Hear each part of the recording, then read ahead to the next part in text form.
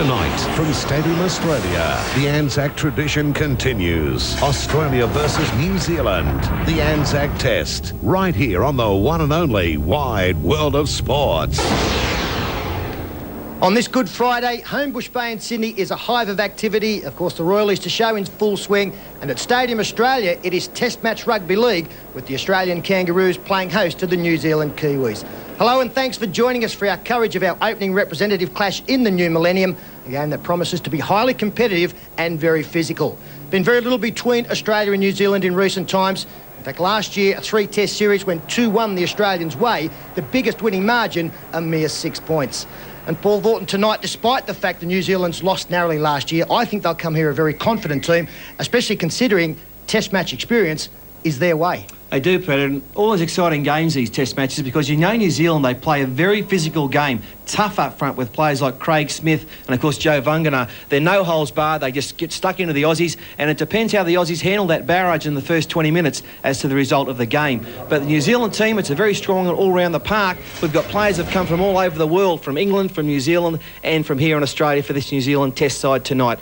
Richie Barnett is the fullback and captain, Nigel Vungana and Leslie Vainikolo on the wings, Richie Blackmore and Henry Paul in the centres. Robbie Paul also has come out from Bradford to play in the 5/8 role. Stacey Jones, great halfback, he's there as well. Tyron Smith, Stephen Kearney, Matt Rua, they're from Melbourne. Craig Smith, Richie Swain and Joe Vungana, that's the front row. Tony Pulatua, Jason Lowry, David Kidwell from First Division at Parramatta, big step up for him, but we know we'll handle it. And to Cecil Avia is also in the interchange bench. And Frank Endicott's flying out from Wigan as well for this game tonight, Pete. And another player who's flown out from England is this man, Henry Paul. Last year was a star in the number 9 jersey. Tonight we see him in the centre position. Well, he can play anywhere. He can play fullback, 5/8, halfback, and also in the forwards. He's a player of much skill, plenty of speed and power, strong defensively. They're currently saying he's the best player in the world, Pete. We'll see that tonight. I also saw him even today. He was playing for Bradford on a highlight package against Salford. Just last weekend, he was the man of the match. He scored a couple, set up 3 others. He's a man in the very best of form. There's no doubt Chris Anderson will have a look at his game and Robbie Paul's very closely.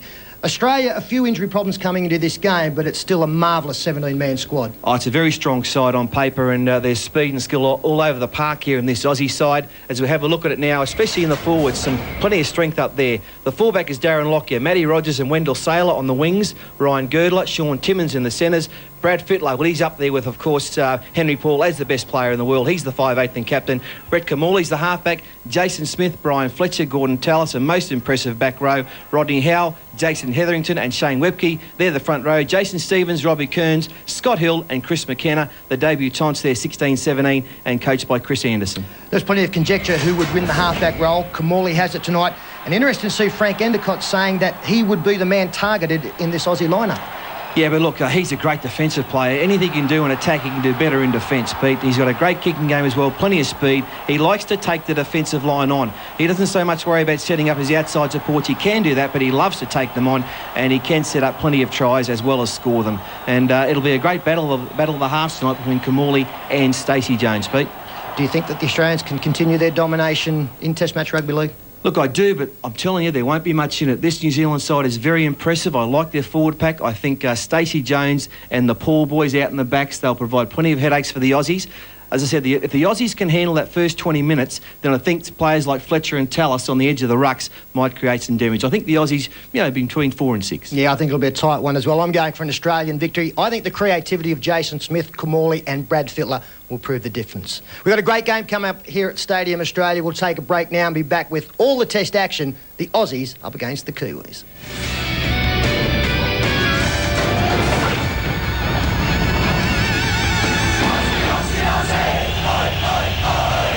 Magnificent view from the Goodyear blimp above Stadium Australia for the 83rd Test confrontation between Australia and New Zealand.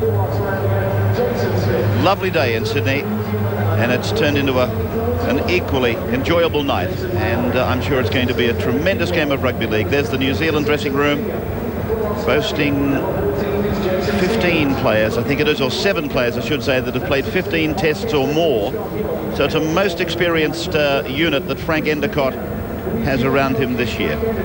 They were within 2 points of victory on their last meeting in the end of the Tri-Series last year. Here's the Australian room, and on the score of experience, only 2 of those players have played more than 10 test matches, they being, of course, Brad Fittler and Jason Smith. So the players have been given the instruction to come from the dressing sheds and move out onto the playing surface of Stadium Australia. The national anthems of both countries will be performed in just a few moments' time, and of course there has been already some respect paid here to the fallen of the wars that have preceded us. Nice crowd coming in. Nobody expected that it would draw a bumper crowd, but of course just across the road is the Royal Easter Show at the new showgrounds here at Stadium Australia at Homebush.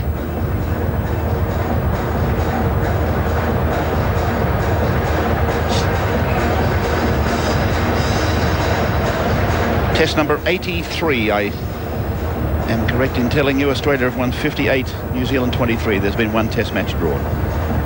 The crowd waiting now as the players are about to take the field. Just the 1 withdrawal from the Australian side that has been well documented, that of Andrew Johns, who was chosen in the number 9 shirt, but he pulled out due to basically being unfit. There was a story doing the rounds that Andrew pulled out because he wasn't chosen in the number 7 shirt, but he has assured everybody that that was not the case. So they will do the Wembley walkout, the 2 teams. Brad Fittler at the head of the Australian side. I think this is his 15th captaincy of the green and gold. Richie Barnett, his Sydney Roosters teammate, has captained on 5 occasions. Many millions of dollars worth of rugby league players walking out onto this magnificent arena, something that, of course, Australia must be proud and will be, I'm sure, very proud come September. There's the trophy, the Anzac Test Trophy.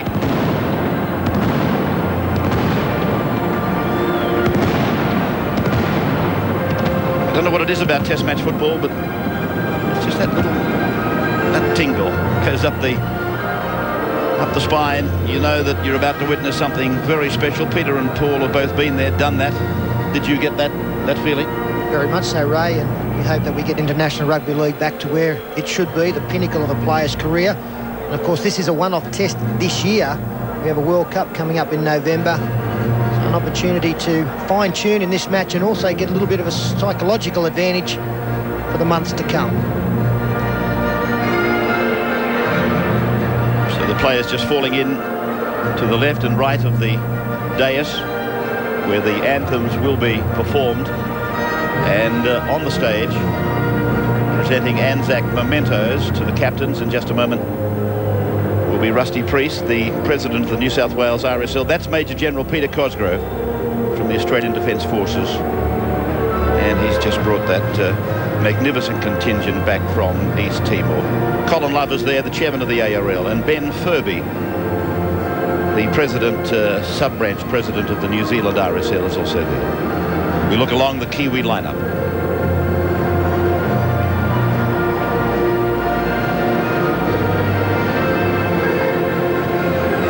Nine's exclusive coverage of the Anzac Test match, and I hope you're having a happy Easter after day 1, and that you are joining us tonight and looking forward to this Test match as Rusty Priest and Colin Love exchange these Anzac mementos. And the New Zealand anthem, God Defend New Zealand, to be performed by the very popular New Zealand entertainer Lapi Mariner. That is coming up for you now. President of the New South Wales Returned Services League, Mr. Ben Furby, President of the New Zealand Retired Services League sub-branch, and Major General Peter Cosgrove, Australian... Incidentally, if I don't get a chance, the Australian anthem will be performed by Sean Rennie, a graduate from the Talent Development Project here in Sydney. So God Defend New Zealand, Advance Australia Fair, and then the haka, all before kick-off.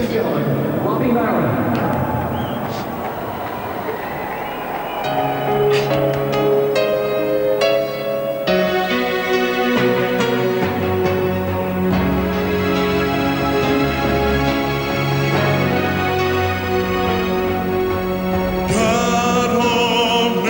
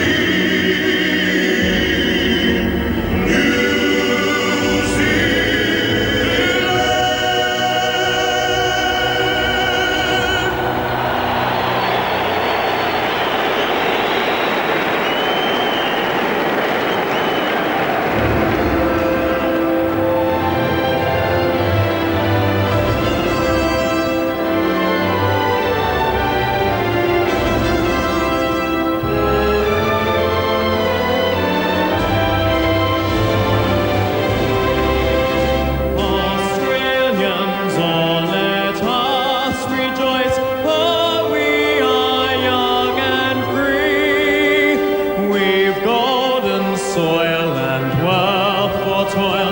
Our home is good by sea. Our land abounds in nature's gifts of beauty, rich and rare.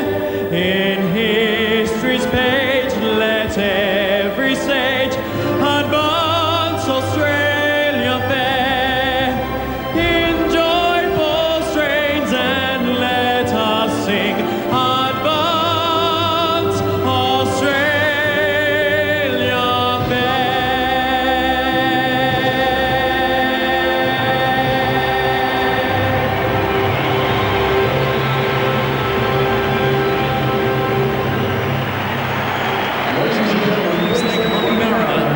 Beautifully done. Sean Rennie, and before that, Lapi Mariner. So just now, for the dais to be removed, the New Zealand side will perform the haka, and that man, I would imagine, is Stephen Kearney, will lead them. Former New Zealand captain, Stephen, in fact, one of the youngest captains ever in international rugby league. I think he led the New Zealanders when he was 21 years of age. He'd only just played in an under-21 grand final, I think, with Western Suburbs, and the next season he captained New Zealand.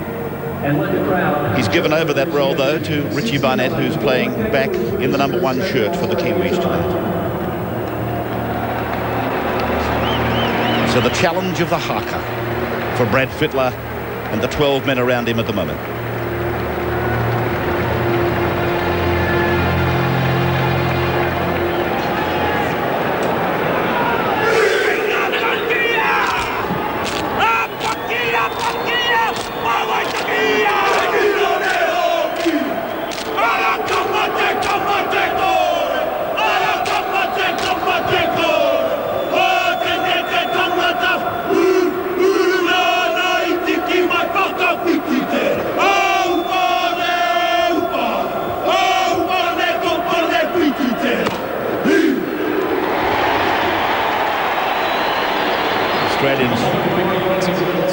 Eyeballing the New Zealanders during the haka. I can recall on many occasions they've turned their backs and walked away from them. But Andrew Voss is on the sideline. You've got a lovely night down there, and you've got a great view of it. Yeah, Ray, terrific battle coming up. We've already sung the praises of the Paul brothers. I really think the smallest man on the field, Stacey Jones, can start tonight, playing behind a top-quality forward pack, which he doesn't have the luxury of week to week in the NRL. 19 degrees the temperature. The breeze won't be a factor. Fantastic night for football. Thank you, Andrew. And Bill Harrigan, the number 1 man for the job, has got the job. Not using neutral referees, and I think it's worthwhile saying that they should be neutral anyway. So the green and gold of Australia running from right to left against the black and white of New Zealand, and Craig Smith from St George Illawarra is the first to bring it back. First tackle of the night. Plenty of venom. 4 of the Kangaroos milling in. And now comes away for Joe Vangana. Good yards. Made 10 of them and took it away to the eastern side of the ground, and Craig Smith wants some more of it. Second play for him, and only 3 down. Swain now, just inside the 40-metre line. 1 of 8 Melburnians out there tonight on either side of the halfway line. Kearney. Now they come away for the clear, and it's with Stacey Jones and his right foot, sending it down to bounce up favourably for Darren Lockyer. Under an injury. Oh! Matt Rogers has had an air swing at it. And New Zealand immediately go under the attack. 12 metres away from the line. And they push it away for Craig Smith, his 3rd hit up. That would be the first tackle. Now, Joe Vangana! He is over the line, and he's got it down. They will look at it via the video referee, but this big man has power to the line. He's a great prospect, Joe Vangana. He believes he scored. I think the only doubt is whether there's a double movement involved, but he had plenty of momentum going his way. He is tackled short of the line. Does he promote the football? Well, I don't know, Ray. Did he land on the line? Yeah. That's the only question I've got. I'd like to have a look at another angle. I'm sure that we will. I tend to think this might be okay. It looked like the ball was actually on the line before he promoted it. And, of course, it all came from a terrible mistake by the Australians in their own 50-minute. Well, no try. And a very quick decision on that one, wasn't it? Sure was. Double movement. And the penalty has been given. If he landed short of the line, there is no doubt that it was a double movement, and there is no doubt. That would appear from that angle that it definitely was a double movement. Chris Ward, the video referee tonight. Well, we're getting a call for quicker decisions from the video referee. They don't come any quicker than that. 37 metres out from their own line following the penalty, and play number 1 is gone. This is tackle 2 for Webke. 40-metre line. Hetherington in the number 9 jumper. We have a specialist dummy half in the team tonight. Tallis now. 3 metres away from the halfway line. Look for Tallis tonight with the inside ball from Kamali and Fittler and Smith. Tallis will do plenty of that, I'm sure. Now the captain for New Zealand, Richie Barnett. Sydney Roosters player. And a good tactic from the Australians, kicking early in the tackle count. Took New Zealand by surprise. Second tackle. Good run from Kev Kellaway over the 20. Still going. Ah, tremendous effort by the volcano from Canberra. Down the short side they come with Tyron Smith. Fittler got him beautifully. Shoulder under the rib cage. Webke gave some assist, and Joe Vunganar gets it away for Matt Rua. Rua's put down on the halfway line. Early minutes of the test match. And already great disappointment, both for Matt Rogers and for New Zealand's Joe Vunganar. Kearney to play it now. 7 metres into the Australian half. Jones puts a kick in. It's been kicked again. Came off Lockyer. That would not be a knock-on off Lockyer. And he did well to clean it up the fullback. And another let-off for the Australians. And that, if that ball goes past Darren Lockyer, New Zealand score. The rebound, it gave Paul a good play at it, and Darren Lockyer got his body in between the try line and the chaser as Webke winds up. Webke slammed down over the top by Craig Smith. Underneath was Matt Rua. Brian Fletcher almost through. Pulled down by Rua desperately. There was a support player there too. Now Kamali takes them ahead with Fittler. Then back for Kamali. He puts in a left foot kick. It goes down onto the 10-metre line. The bounce is interesting. New Zealand gets it. Nigel Vunganar. Yeah, classic kick there from Kamali, wasn't it? Left footer, he was under some pressure, but in the end, deep in their own quarter now, the Kiwis. Now we got Smith. Oh, Joe, hasn't he put his hand up? Craig Smith, joint captain at St George Illawarra. Already he leads the hit-ups by a country mile. They've opened up a gap, but it's a forward pass. Gee, are they looking hot? Yeah, that's the second time that they've looked to get Matt Rua on the fringe of the ruck with a little short pass, and again it was Vunganar involved. I thought that was okay. You look at the hands releasing the football, I thought they were going back. Oh, they're so disappointed, the Kiwis. That ball, for mine, definitely went backwards. Oh, that's no doubt about it. They put the ball through the hands of the forwards a couple of times. On that occasion, into a yawning gap, did Rua go, and he was away. So, another big disappointment for them. Now the Australians counterpunch. Wendell Saylor tried to hurdle across the Kiwi 5'8" Robbie Paul. Now Webke. He's been strong. Mind you, it's been all defence for Australia. Now they get a chance. Kamali for Fittler.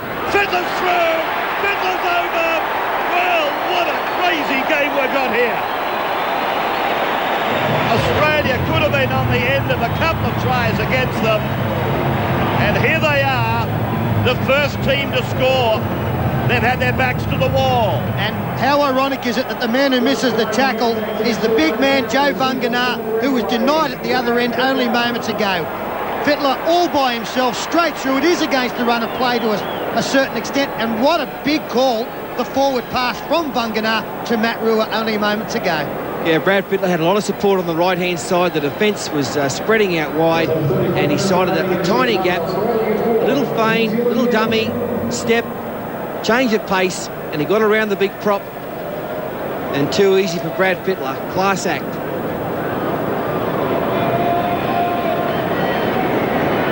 Well, Australia gets the first points.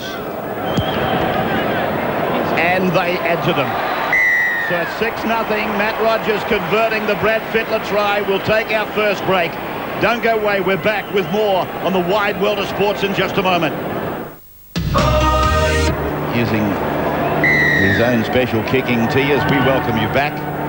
Restart. Viewers around the Nine Network just rejoining us. Welcome back. 6-0 Australia. But I think even the most ardent Australian Rugby League fan would have to feel some disappointment for the Kiwis. Tried disallowed, double movement, and then a clean break made by them. A forward pass called, and there's no doubt it was okay. Now Hetherington, 38 metres away from his own line for Kamali to kick and clear. Long run back here for Richie Barnett. Australian chase will peg him deep inside his own territory. 7 Australian jumpers across the park waiting for him. Yeah, maybe Richie Barnett has underestimated the kicking game of Kamali. That's twice now he's had to turn and chase of 20, 30, 40 metres. Henry Paul. Nothing strange about seeing him go in looking for the ball and coming away from dummy half. Man of the match, I think he was, in the corresponding match last year, playing at dummy half. Now Joe Vangana. In a losing side, Ray. They're both very good players. You'd love to see them in the NRL. I'd love to see them playing for the Warriors, actually. Sailor. Now, New Zealand in defence come up with an unusual tactic. They actually play their halfback Stacey Jones as outside centre on the far side of the field. He's outside Henry Paul. I'm just wondering whether the Australians will aim some big men at the two little men who are on the far side of the field, second and third in. Tallis.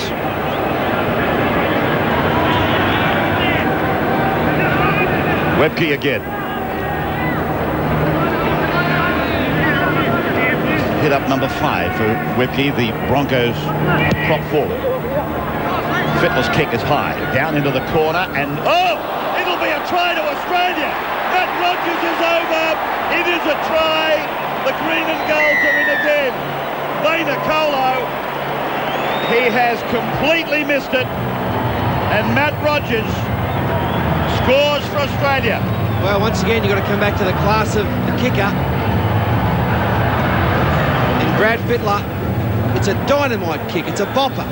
It's gone a mile. It seems to swirl around a bit. Vainicolo never had it covered, really. And the lucky bounce for the Aussies, and Matty Rogers, the man on the spot. Well, fortune favours the brave, and really, Leslie Vainicolo never got in a position. He never looked comfortable or confident under that kick. And in a test match, like that's, well, I'm not saying it's unforgivable, but gee, it's a soft try. And at this level, you don't expect to receive soft tries. Matt Rogers scores a try. His 4th in test match football. He's playing in his 6th test match, and his dear mum, who's battling sickness, I believe, is in the crowd watching him tonight. Here he is from 20 metres out. He's got it away beautifully. Lovely kick, Matthew. 12-0. Another look at the try. And Ray, don't think this will be the last kick directed at Leslie Vainicolo's wing for the night. And I don't like to say it, but Leslie's the sort of player that can really put his head down after something like this, or hang the head low. He can tend to drop his bundle a bit. I'm sure Australia's going to keep him under the hammer, and Matt Rogers really rubbing it in. 4 becomes 6, and now a 12-point lead. Just on the Paul brothers, you said you'd love to see them in the NRL. It's looking less and less likely. Robbie Paul has just re-signed with Bradford for 3 years, and Henry Paul under contract until the end of next year.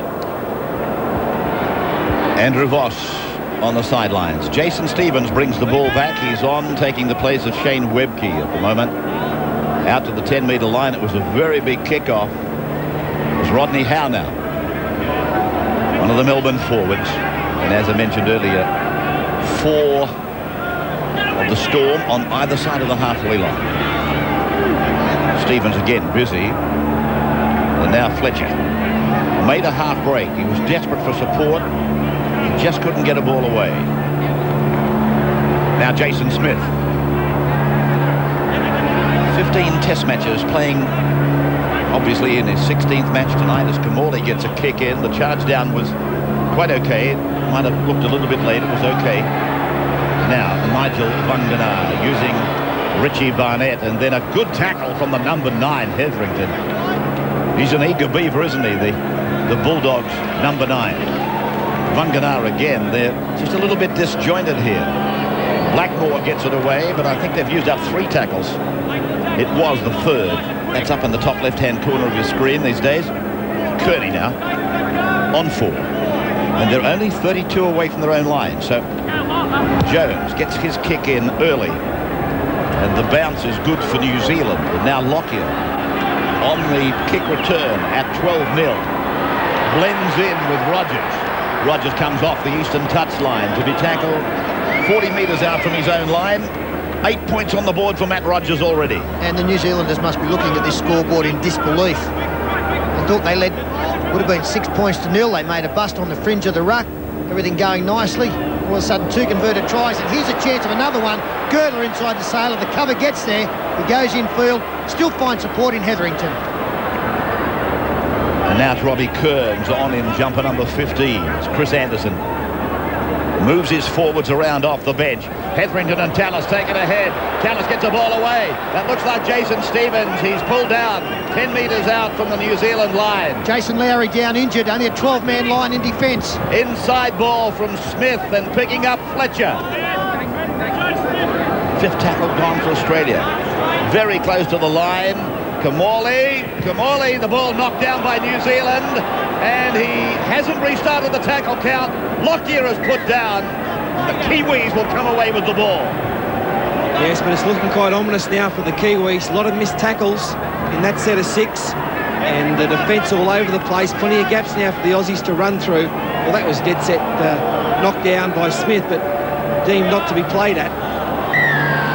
There'll be a penalty to the Kiwis here. It's against the Australian defence. The markers interfering with the man playing the ball, Scott Hill, about to make his test debut. Yeah, that was a dead set. Knocked down by the New Zealanders, and Harrigan should have restarted the tackle count. Well, I disagree, Ray. The pass went into the arm of the player. He didn't play at it. It was the pass from Kamali that threw it into the arm. I think he got the call right. Lowry now. 42 metres out from his own line. 12-0 Australia, 2 converted tries. Craig Smith.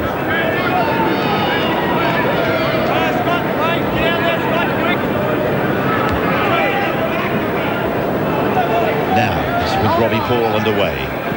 Richard Blackmore, one of the 3 Kiwis who were forced to play in their club teams on the weekend before coming down here to prepare. Henry Paul taken down. Got a late pass from Stephen Kearney. Richard Swain over the halfway line. Smith. Henry Paul, a long pass. Blackmore, it went backwards.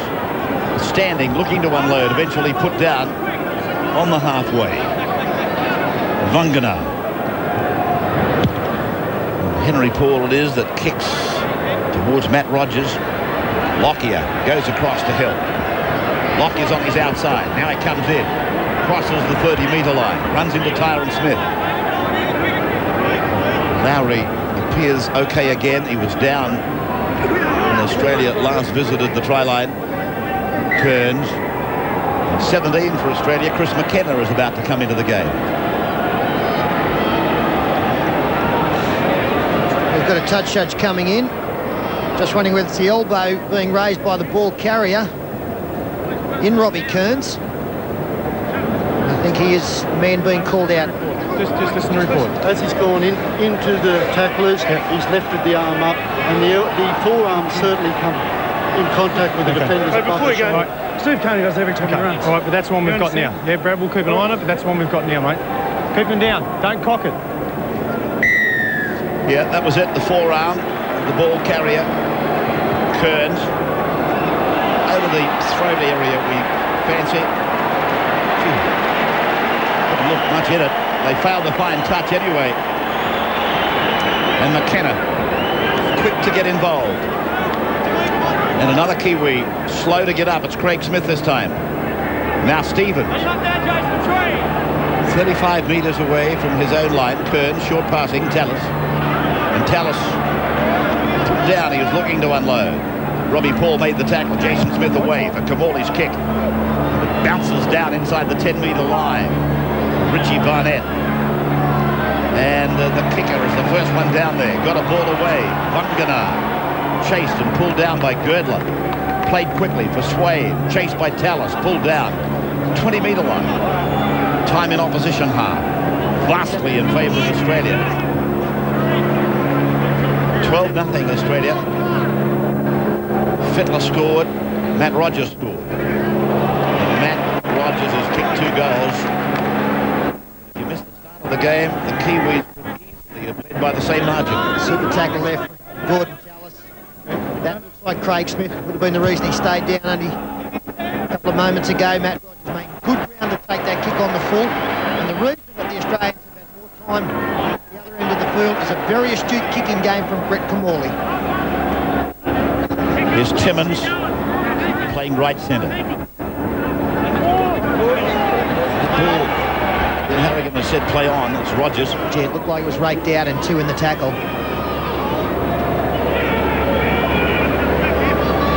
Now this is Scott Hill. Playing lock forward these days for the Melbourne team. Jason Stevens. But of course Scott Hill is there for a real purpose. He can fill in the back line quite easily as they put it through the hands. Timmins, inside ball for Rogers. Rogers taken down by Henry Paul and Stacey Jones, working very wide in defence as they do with Stacey Jones. This high kick is down to Vunganar. He gets away from one, but Fittler moved urgently. It was that kind of a situation. Penalty goes to New Zealand. Yeah, well, lucky Fittler was there because Vunganar would have been away. He beat the first couple of defenders. In the end, it was a sloppy tackle that went horribly wrong, and Brad hung on a fraction too long, pulled him down again, and Harrigan was obliged to give the penalty. They've just fallen away a bit, the Kiwis, not running with the same vigour they were or tackling with the same authority in the first 10 or 15 minutes. Jason Larry. Now, Robbie Paul for Joe Vunganar. Centre of the ground, just inside the 40-metre line. Back to the western side. They come for Robbie Paul again. Sideline comment, Andrew, yes? Just a minor point, Ray, but Stacey Jones just took that last kick for line after really, you've got to say, a pathetic attempt from Henry Paul the previous time that didn't find the touch. I mean, he was only about 15, 20 metres in from the sideline. It never looked like going over the sideline, so they've made the change already. Stacey Jones taking the kicks for line, and now to compound Henry Paul's problems, an error for the Kiwis. And he was entitled to catch that. He looked back. As if to say, gee, that was an ordinary pass, but he was entitled to catch that. Australia now then. On the halfway line is Fittler. Rifles it out for good. Wendell Saylor, he's been frustrated in his attempts so far. I wonder how long they will be able to contain the blockbuster from the Broncos. Webke. Australia straining and struggling to get the ball to the 40-metre line. Stevens does that. Takes them just inside it, then gets forced back by vigorous Kiwi defence. Scott Hill now. Moves like a class act. Kamali running off his right. And then Kamali with a quick play. The ball, there's trouble here for the Kiwis. Fittler hits the 10-metre line, puts the ball in for Girdler. They'll score Australia. No! Fortuitously, the ball has come down for Barnett. Saylor's taken it off him, and it's a line drop-out ordered. And Wendell is filthy that Bill Harrigan blew the whistle, what he believes, too early. Lovely work from the Melbourne connection of Hill and Kamali. Great tackle from Henry Paul. Quick play the ball. This was the end of the kick. It was put into the arms of Richie Barnett. Now Wendell Saylor grabs him. There is still momentum in the tackle. Why isn't that play on? Well, Bill Harrigan ruled that Barnett had grounded the football, and that's why the dropouts occurred. But looked on that there was a simple steal, one-on-one, and a try.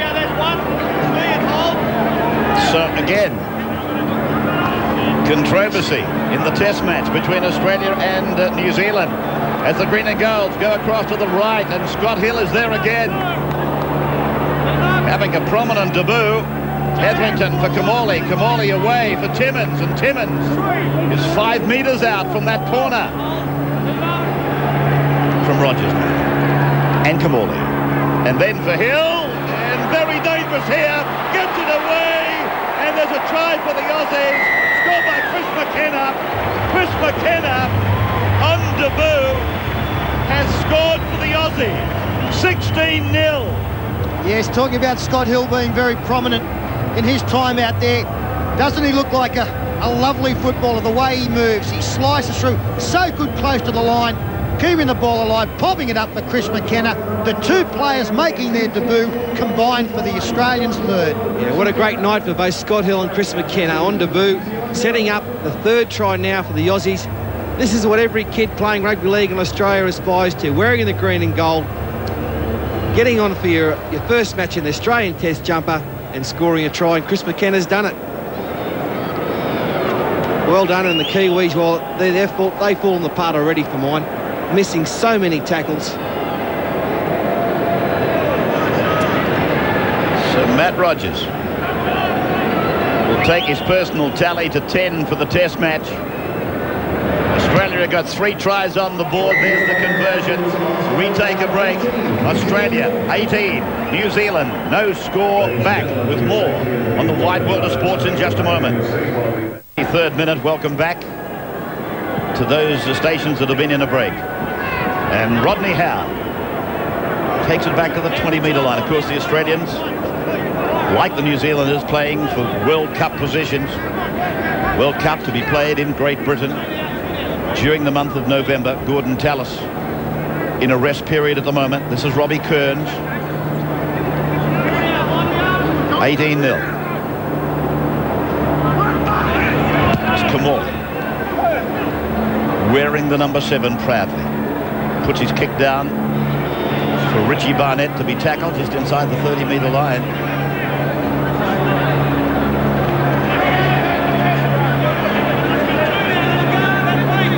Nigel Vangana. Leslie Vainacola had a moment in the game that he'd rather forget. He put the big net out and the ball went straight through it for Matt Rogers to score try number 2. There they are on the high shot, just inside their own 40-metre line. Swain for Rua. 30-metre gain on 5 tackles. Stacey knocked back that many weeks from that horrible arm injury. You see the big brace on that left arm. Did that playing in a trivial match, really. They really are struggling, aren't they, New Zealand? They look tired. They're finding it hard to put any pressure on the Australian defence. They're finding it difficult to get out of their own half. They've been unable to get consecutive sets of 6, and really for them to be a chance against this Australian team, they've got to have a majority of football. That's not happening. Too many missed tackles, almost 2-1. Webke. Having said that, Peter, and I know it's a small word, but it's got a big meaning. If the Vangana try is allowed, if the forward pass wasn't called as such, I just wonder, with a lead in the sails, just what would be the situation now? Different ball game, Ray, but look, when those things go against you, that's where your mental toughness comes through, and it was always going to be a test for the black and whites as to how they reacted to those calls that went against them early, and they haven't reacted very well at all. Barnett. Yeah, I think when that forward pass was called against them, a few of the heads went down and they haven't risen. Vangana, the winger. Vainacola waits to take a run. Pushes away from Robbie Kearns. Takes on Brad Fittler. Takes on Gordon Tallis. And Kearns comes again. Good effort from Vainacola. Robbie Paul. make that handle. 14 on for the Kiwis. Tony Pulatua from the Panthers. Only a youngster. Swain getting his kick away from the dummy half of Sailor. Shows it to Lockyer before he takes off over towards Rogers. First tackle for Australia. 25 away from their own line. As Lockyer goes down the short side with Rogers. Rogers steps and comes back and gives it to Jason Smith. And Jason gets away from Pulatua, then tries to break through, puts a pass out the back, and New Zealand have got the ball. Play by Tony Pulatua on the 40-metre line. Australia's into the ground. From Robbie Paul, picking up Matt Rua. Rua gets a pass away. Gordon Tallis turns defence into attack. Girdler for Sailor. Sailor will be made to play the ball 43 metres out from his own line. 18-0. Australia. 3 converted tries against the Kiwis.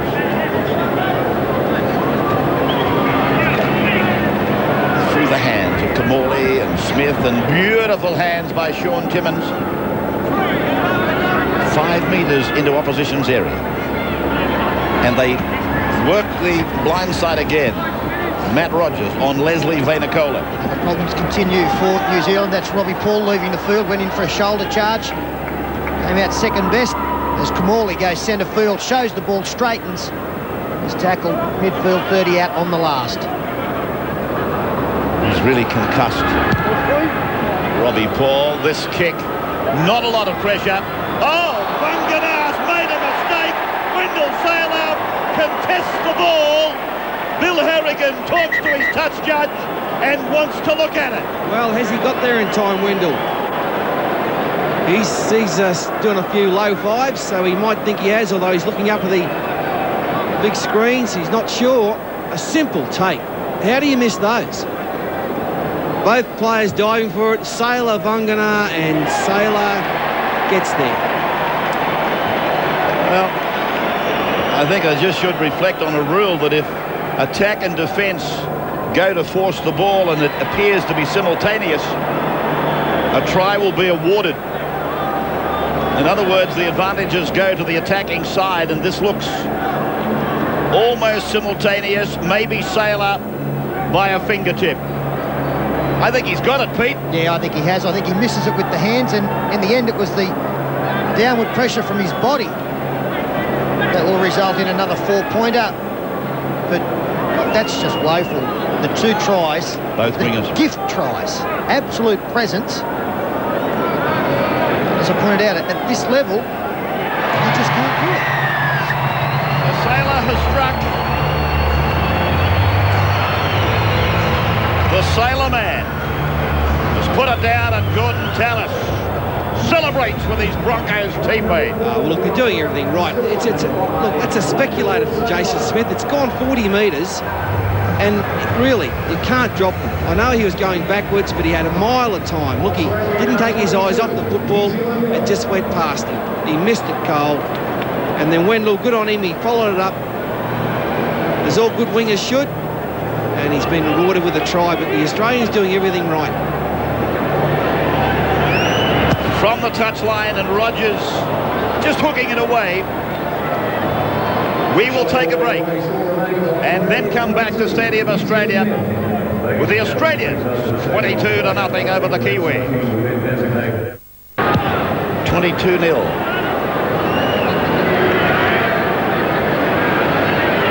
Stevens on the carry back. Half time. 10 minutes away now. It's still a long way away to the break, and just having a look at the results of the 3 tests last year, 22 points was the most that Australia scored in that series, and they did that on 2 occasions. Tend to think there's plenty of points left in them in this game. New Zealand, they've got to make sure they keep their line intact for at least the next 10 minutes before Frank Endacott gets at them. Vainacola. They haven't won on Australian soil since 1959. In Sydney, I beg your pardon. Since 1959. 41 years have passed since they won a test match in this city. I think it's 1953 the last time they won a series, so it's been a long drought for the Kiwis. We thought they were getting closer. We saw that last year. On this first half-hour performance, they really are up against it. Kearney, that's a good ball. Henry Paul gives it to Vainikolo.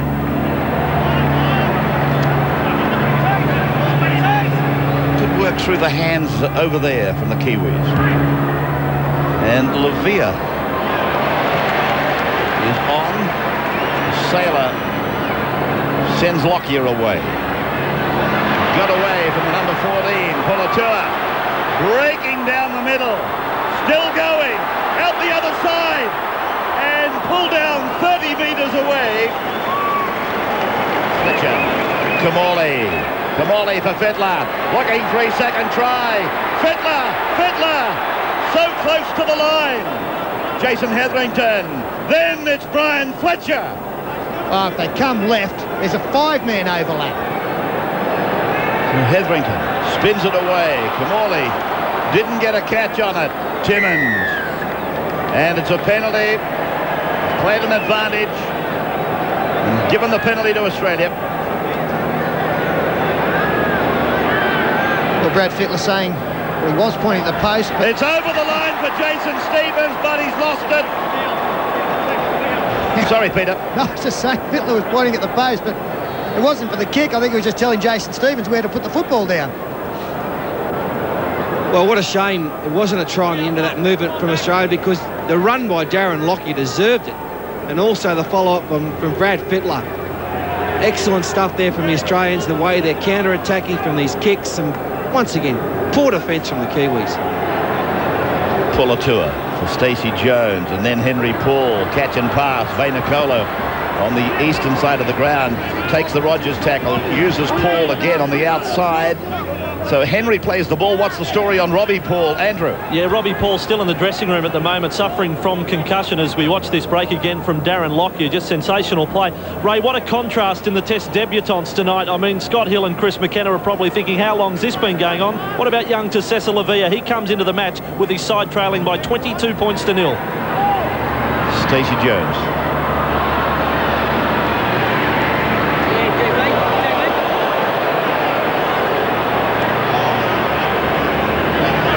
Well, I know they're a long way behind the New Zealanders, but they've got to go in with a mentality now that it is 0-all and start again. And that means that you can't just be throwing passes willy-nilly, trying to get the miracle ball away, trying to manufacture the big play. You've just got to start again and work away and hopefully chip away at this big lead as Kamali runs to the line. Sailor on the inside, good cover, coming across from Pulatua. Smith. Nigel Vangana. Lavia.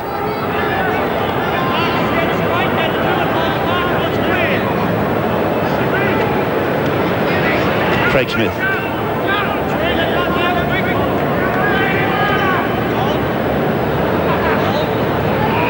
Again, Craig Smith is slow to rise.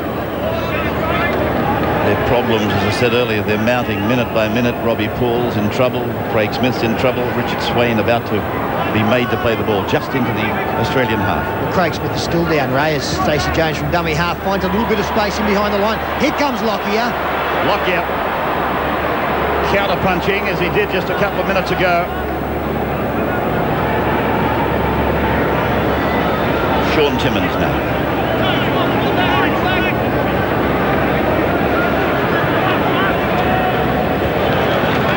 Rodney Howard.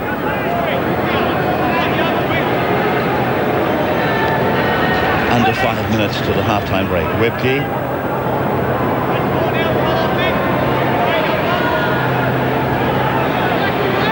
Tallis angling back to the short side. Then back for Girdler. And Girdler wrestled down by Craig Smith.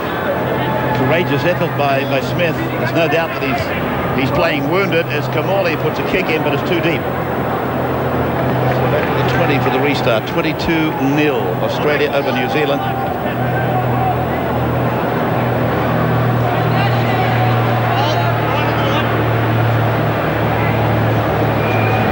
Kearney.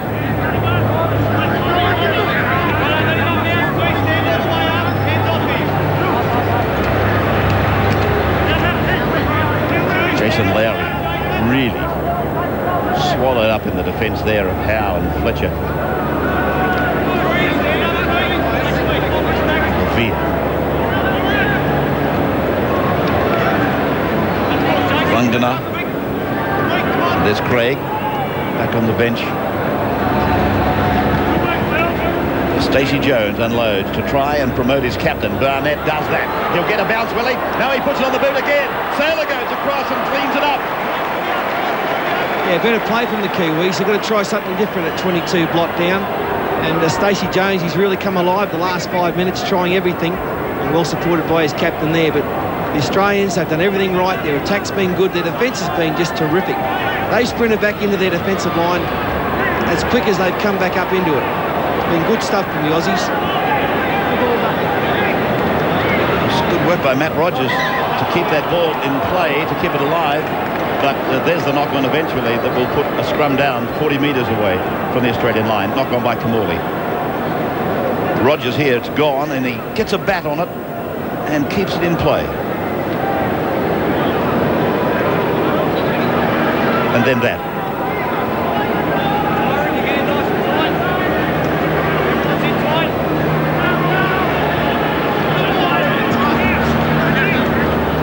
A little window for the Kiwis before half-time. Richard Blackmore.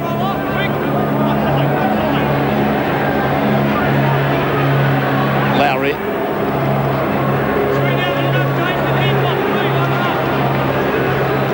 Jones. Got a pass away to Swain, and then for Lowry. Lowry out the back for Swain. Scooped away off the ground for Vangana. And Big Joe is pulled down 22 metres out by Scott Hill. Stephen Kearney. Matt Rua.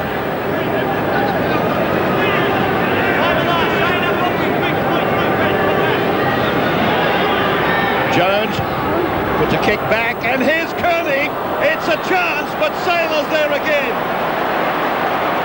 Well, he's been magnificent, Wendell. Just cleaning up. Real opportunities for the Kiwis. Driving defence. Yeah, plan moved here. Kick for Stephen Kearney. It's pushed back by the Australians, Gordon Tallis and Wendell Saylor, the right man in the right place.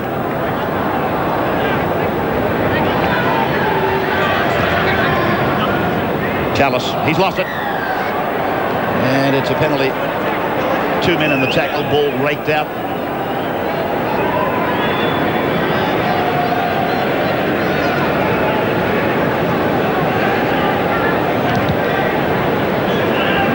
The Australians finding the line. Andrew on the sideline, yes? Yeah, just quickly, Ray, interesting point. I just look off to my right. David Kidwell hasn't even had a stretch yet. It's interesting when the side has been really struggling in this first half that Frank Endicott has only used 3 of his replacements. David Kidwell still fresh, waiting for a start. Webke now centering the play for Jason Smith, and then Brett Kamali. Now Brad Fittler. Long ball for Darren Lockyer. 12 metres away from the line on the eastern side. Rogers for McKenna. Try scorer, losing the ball. Solid tackle. One of the New Zealanders is in trouble here. It's Matt Rua. Matt Rua unconscious. And they get his mouth guard out.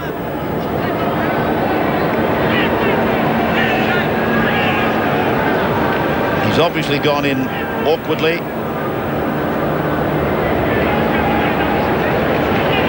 Again, second tackler in, and he's picked up the hip of McKenna, and he was really gone before he hit the ground. But the good news is he's up now.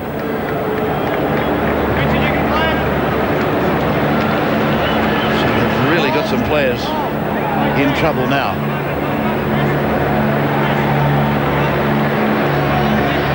Just seconds away from halftime.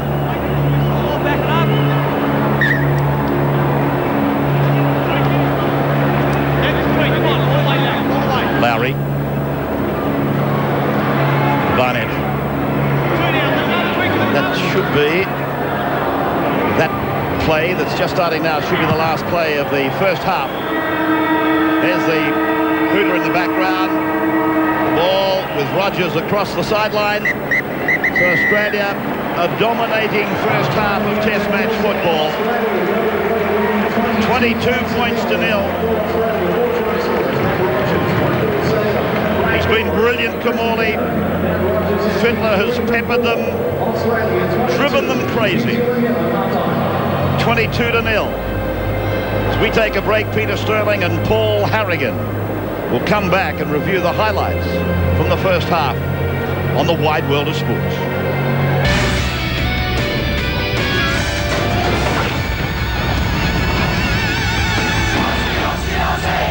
Australia at the half-time break, the Aussies leading the Kiwis 22 points to nil, a dominant first 40 minutes, and the home side had plenty of possession to do so.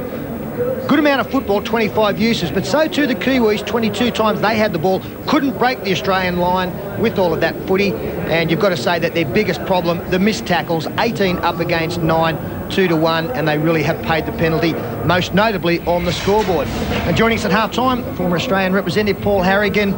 Not the kind of start we expected to this game. Everybody was saying the Kiwis would come out and be so strong the first 20 and 30 minutes. How have you seen it? Well, they were the first 10 or 15. They played really well and were unlucky with a couple of incidents. But to me, I know their preparations were poor because of the English connection coming over late. And I think that's affected them. It also looks that they've tried to get too many training sessions in, crammed in at one time, because they look a little bit leg weary after the 12 or the 15-minute mark. They really started to struggle with their fitness, I thought.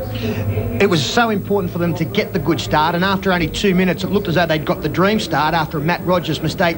Big Joe Vungana looked like he'd scored, but the video referee said no.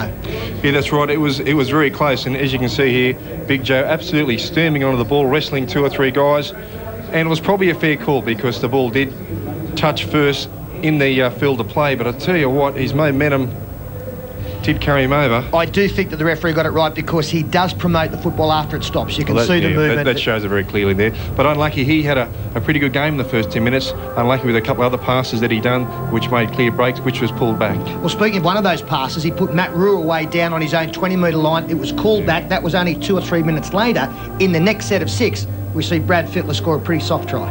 Yeah, that's right. Unfortunately for Joe, he was involved with that because he did miss the tackle, come out of the line a little bit. You can see here Brett Kamali, who's had a great game, particularly with the kicking game, and Fittler too, but just sheer brilliance there and brushed off Big Joe Vagana. I've got to say the ground is a little bit wet and Joe lost his footing there, and I think with a couple of other tries that's been happening tonight, the ball's also played its part with being dewy. Yeah, well, I don't know whether that was the case with Leslie Vainakolo presenting the Australians with a gift 4-pointer. I must say that the Aussie kicking game has been first class. They've picked up a lot of ground, played good field position, but really at test level, you can't score tries like this. No, you shouldn't be able to, but as I said, the grass is a bit slippery. I thought he lost his foot there a little bit, but another great kick. Well, actually, it was only a standard kick. It went straight down his throat. And as you can see here, it would have been caught in the end goal. It would have been a restart from the 22. But look, Matt Rogers, Johnny on the spot. He's had a fantastic game. But what's your thoughts on that? It should be caught. Yeah, and to make matters worse, he did convert that from a fairly wide angle as well. Now, I know how you would have felt making your Test debut. It's a great time for you, amazing feeling. And I suppose to be involved in a try and score a try is just beyond your expectations, and we see both McKenna and Scott Hill put on the next one, the 2 debutants combining. Yeah, did Scotty Hill. He had a huge impact as soon as he came on the game, and this try was really superb. You can see a long pass there from Matt Rogers, Kamali straight out to Scott Hill, and he's just brilliant. He's breakthrough 2 tackles there, a nice late ball to Chris McKenna, and he's put it over, and as your boy said in the call, it's a great feeling. That was the Aussies' 3rd try, one more before the half-time break in the 29th minute. Again, a fairly standard kick put up, and unfortunately Nigel Vungana unable to defuse the bomb, and it would have been a restart from the 20-metre line. Wendell Saylor, who really has put himself in the right position, like he's preying on a mistake. Played a great game. He's cleaned up on every department too. He's played a great game, but Jason Smith was probably an average kick. It went straight into the end goal, and unfortunately he's just made a mess of it. Again, I don't want to pay too much about the wet and how dewy it is, but that ball was slippery. It was over his head, but should have been taken at Test level. And Wendell Saylor, he's cleaned up everything today. He's been Johnny on the spot. Well, Paul Boyton has pointed out that the Australians have done everything right, and you've got to say that, if you're a player chasing through and that, you believe that Nigel is going to catch that football. He probably had no right to chase that hard, Wendell. Exactly. Okay, what do the coaches say at halftime? I know Andrew Voss will get us a report, but especially Frank Endicott? What does he say at 22-0 down in a test? I think you said it in a nutshell when you spoke before about they've got to start again. It's hard mentally to say, just forget about the points. But somehow you've got to graft back into the game. And just as basic as completing just 5 sets in a row, and we'll build a base and we'll go from there, because I tell you, the big plays are not going to work. And you see them now in the dressing sheds. They look a little bit downhearted, a few heads down there, but they've just got to regroup. They have got, jumpers on their back. That means a lot to them. And I think they can turn it around a little bit, but Australia's playing too well. Yeah, I think the first 10 minutes are crucial time for the Kiwis in this second half. We'll take a break very shortly. 22-0 here at half-time, but firstly a reminder what's coming up on Channel 9's Wide World of Sports. Welcome back, everybody, to Stadium Australia, where the Australians are really carving the Kiwis up. It's 22 points to 0 in the Anzac Test match. As we come down to the tunnels, the aerial pictures, of course, over the stadium tonight, courtesy of the Goodyear blimp. Richie Barnett leading his team back out. They've got troubles on the scoreboard. They've got injury problems as well. I'm just not so sure how serious they are. Craig Smith a problem, Robbie Paul a problem, Matt Rua a problem. Gordon's got the top performers for the first half. Here they are. Well, for Australia, you could have had 17 top performers, but Brett Kamali has been absolutely brilliant out there tonight. He's run at will. His kicking game's been very good. Gordon Tallis, very strong in the forward, some bustling runs, some good offloads, and Darren Lockyer, safe as ever at the back. And a couple of those runs have been sensational, 40, 50-metre jobs. So plenty of top performers there for the Australian team. And the Kiwis, I found a couple who have tried pretty hard in the first half. Stacey Jones, he really came to life with about 15 minutes to go and started to run the football, and his kicking game was good. Stephen Kearney has tried extra hard tonight. And Matt Rua made that good bust early, was pulled back, but leads the tackle count there with 17 tackles for the Kiwis. Bill Harrigan just waiting to call time on, and there it is. The Kiwis, right to left second half, and a very big job in front of them with 40 minutes of play remaining. Second play for the Australia, and Wendell Saylor it is, who'll play the ball just inside the 30-metre line. He was very good. He got a try in the first half, but his work cleaning up a couple of opportunities for the Kiwis was just as good as the try. Way now for Kamali and his kicking game. It's an Australian side that you really can't contain. It's no use saying, well, let's shut Fittler down. We've got Kamali as well. He kicks adroitly and as well as Fittler. Once you plug one of the holes, another one opens. That's basically the problem. Here's Vainikolo now. Ray, I was keen to see how those three players you mentioned, Jason Smith, Kamali and Fittler, fitted in to the attacking lineup and the balance that they were going to come up with. It's been perfect tonight. Nobody's dominated. They've all had plenty of the footy, as we see. A bust made by Pulatua. The first, he got support, but he can't find Robbie Paul. So the Kiwis starting the second half similar to the first. Clean break as it comes across for Kearney. A floating ball over now for Vainikolo. And Leslie Vainikolo to play it on tackle 5. Jones bombing. Tyron Smith after it, but Darren Lockyer right underneath it. And Bill Harrigan taking it out to the 20-metre line. I think Darren was of the opinion he may have been in the field of play when he caught that. Yeah, I think Bill might have got a call from the touch judge saying that it was taken in the in-goal area. From the blimp, here's Darren. And he was certainly in the in-goal area, so the touch judge got it right. Webke. Clash of bodies. Joe Vunganar and Stephen Kearney bouncing away from Webke. Jason Smith. Andrew Voss has been to the sheds. Yes, Andrew. And Ray, the news, not all that flash out of the New Zealand room. Matt Rua is out of the match with a neck injury. You'll notice Robbie Paul is back out there, but he's also nursing a neck problem, and Craig Smith is less than 100% fit, but he is playing out this second half. From Frank Endicott, he just thought they have to start again. He thought that they created a few chances in the first half and they had to build on that. And from the Australian room, as we watch this Australian attack diffused there by Richie Barnett, I spoke to Greg Bretnell from the Australian coaching staff. The message from Chris Anderson, let's not get too haphazard in attack. Let's just keep the pressure on, play it down New Zealand's end. No injuries in the Aussie room.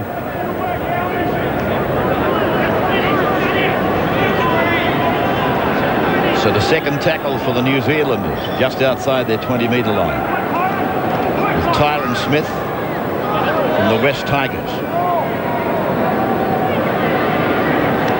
Kearney.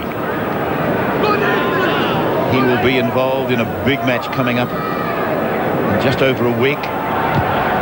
Melbourne v Newcastle. Rogers.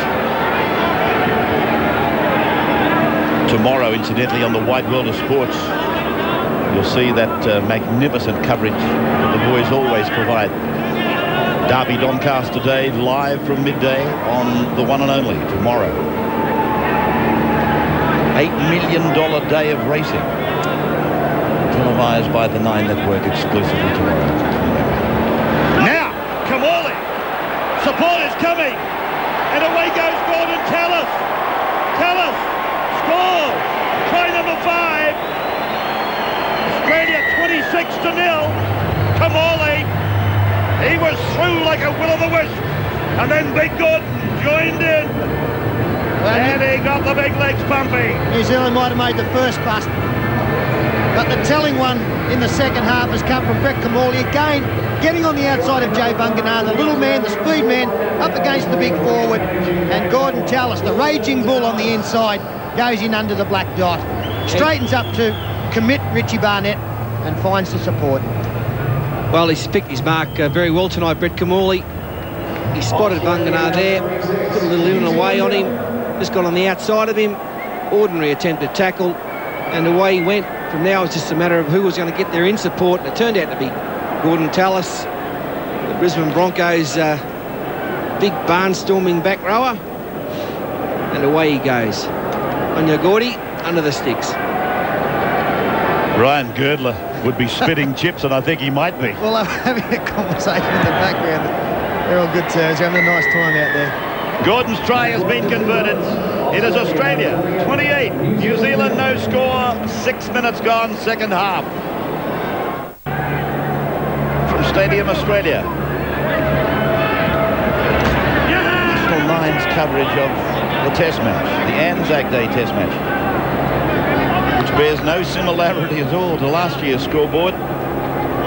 They were very competitive in 3 matches last year. There were only 6 points between them. That was the biggest margin in 3 Test matches last year. But now we've got 28-0 on the board, and David Middleton is starting to look for the biggest winning margin by an Australian side. 22-20 when they last met in the Tri-Nations final. 44-0 was the biggest margin for Australia over the Kiwis. Vaynerchukwu with it now. And I think that's under threat, Ray. I think with the mood that this Australian team are in and the ease that they are cracking the defensive line, could be anything. And here's Richard Swain picking up some good metres in the middle of the ruck.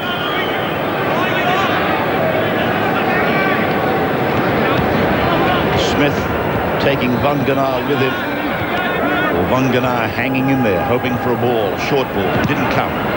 Jones punching it down to Matty Rogers. Equalled his dad's point-scoring record for the Sharks against Newcastle on last Friday. He's translated that over to Test match football tonight with another bag of points, including a try. Rodney Howe, Melburnian on Melburnian, and Howe is down for the count.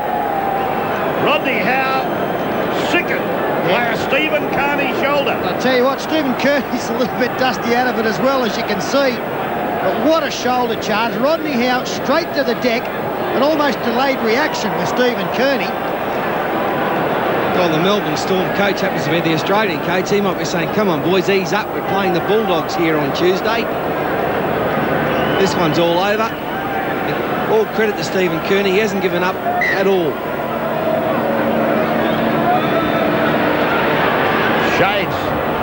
Shades of Carroll and Harrigan from Marathon a couple of years back.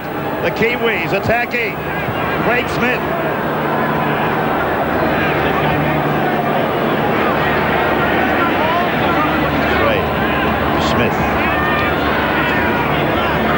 Well, this where Stacey Jones or one of the Paul brothers have got to look for Rodney Howe in the defensive line and take him on. Jones turning it in for Henry, Paul, and then Jones. Just about got under the tackle from Sean Timmins. Malcolm Swain back to the right for Henry Paul. Now for Tony Pulatua. And Brad Fittler hangs on to the youngster from Penrith.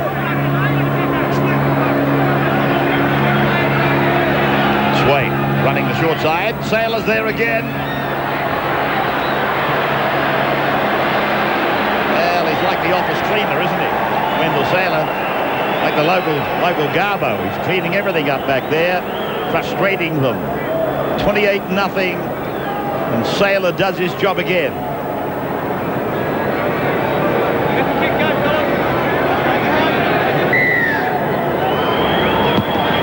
He might have missed that tackle, but I do think Richard Swain's been one of the better performers for the Kiwis. Tried hard. Jason Lowry winding up. He runs into Rodney Howe, only just to get a pass away to Richie Barnett. 30-metre line. Go to the blind side. Come back through Craig Smith and gets the ball away. Barnett. Oh, one of the Paul brothers, Robbie. He was lining his troops up. He didn't have his mind on what was happening with the football. And he was lining up his troops when that ball was given to him, and he puts it down.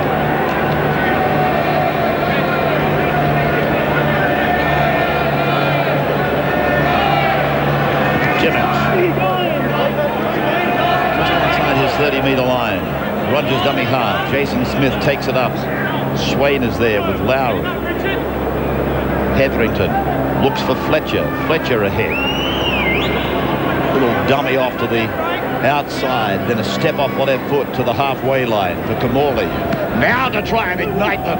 Tallis put down 39 away from the Kiwis line. 28-0. It's been crossed 5 times. Kamali's pass good for Fletcher. Fletcher into a half a gap.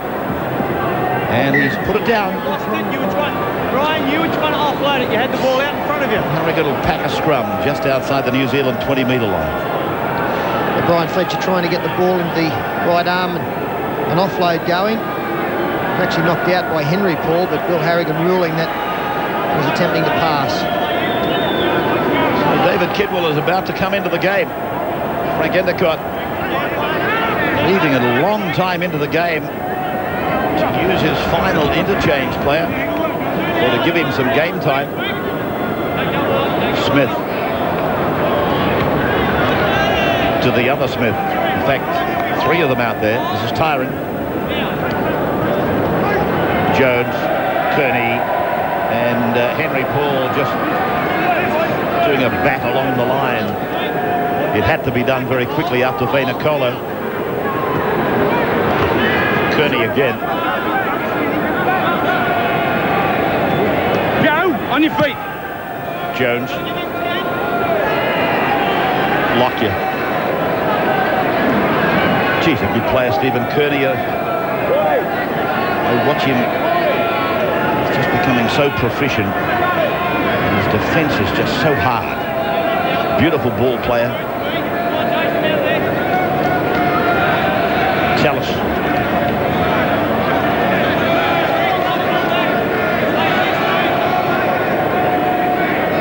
Stevens got it over the line. Bill Harrigan said no try. Hetherington for Kamali.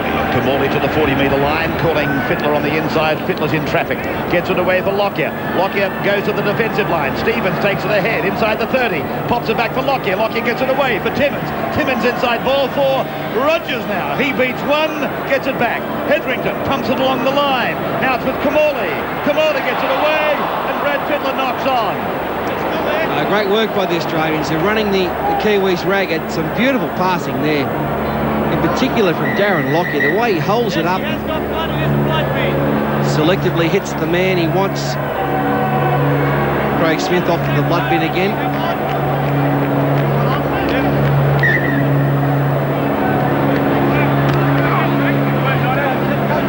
This is Kidwell. Blackmore. I think he's lost it. Yes. I think Kamali's got it, one-on-one. He's penalised him, though. He must have been of the feeling that the tackle had been made. Well, again, the touchy came to the fore there, Ray. It was on the far side, so difficult for Bill Harrigan to see. And when Brett Kamali was penalised, he got straight up, looked to the touchy, had a word with him, saying it was a fair contest.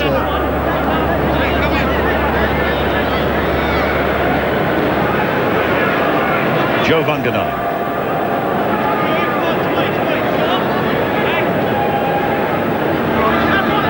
Robbie Paul. It's David Kidwell. Good tackle by Fittler. Something about Fittler that doesn't probably draw a lot of attention because he's just a freak of a player in attack.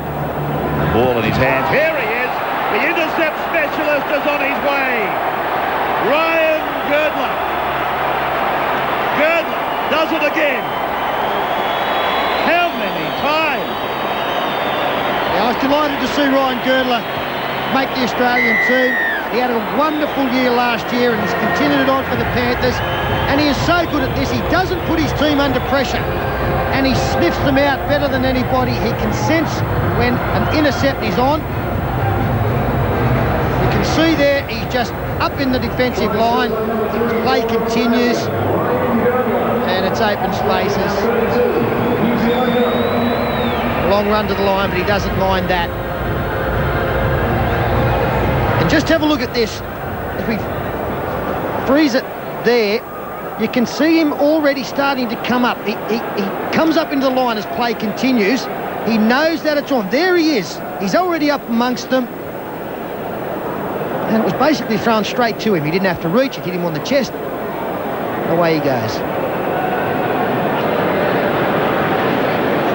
So, Girdler gets his first test try. The intercept king. Rogers will convert from right in front. And to the boys up in the blimp, great stuff. Great stuff. Following it down the park. With the Goodyear blimp and the cameramen up there doing a fine job. Rogers converts 34-0. 55 minutes gone. Back in a moment. We will telecast the Northern Eagles versus Brisbane. As at 34-0, we come back. At the 55th minute, Kamali.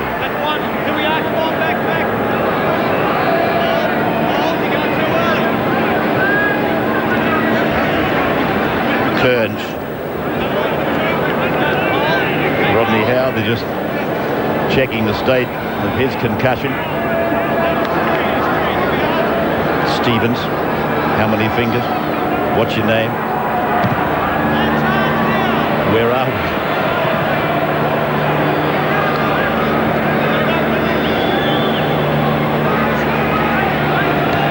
Kearney.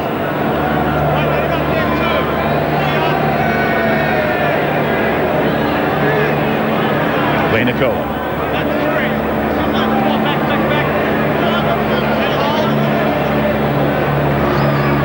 Robbie Paul away for Joe Vunganai. That is the 30-metre line. As the Kiwis attack. Lowry. Shoveling it for Swade. Jones. Oh dear. Total misunderstanding between Henry Paul and Stacey Jones.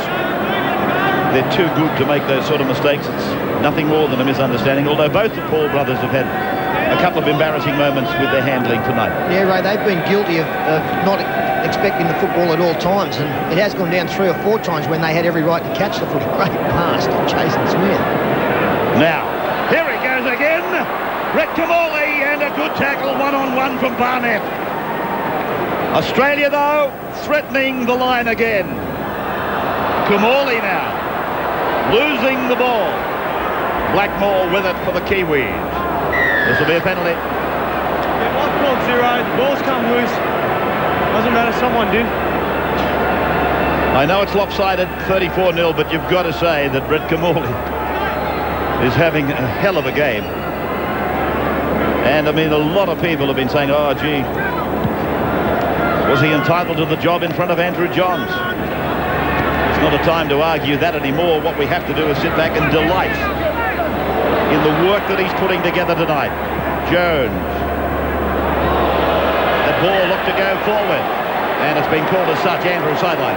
Yeah, I'll tell you what about Brett Kamali, what he is proving again tonight is what a big occasion player he is. Think back to the last time he actually played here at Stadium Australia. That was grand final day when he was the Clive Churchill medal winner, and I wouldn't be surprised tonight if he ends up with the McDonald's $1,000 man of the match. Well, he'd be up there, and I suppose a lot of people wishing this game was a lot closer, that the Kiwis are putting up a better effort, but it's just good to be here and marvel at how well the Australians are playing and the skill and talent which they do possess. Fittler. Stevens. Jason, you pull it. Stevens in there with you. 2-on-1. So the tap. Keeping the pot boiling for Robbie Kerr. 15 from the line. Hill. Fletcher. Desperate tackle by Henry Paul. Hetherington. He's lost the ball. Kearney made to play it now. 8 metres out from the Kiwi line. Gee, look at this defence. They're really driving, aren't they? Imagine being underneath that.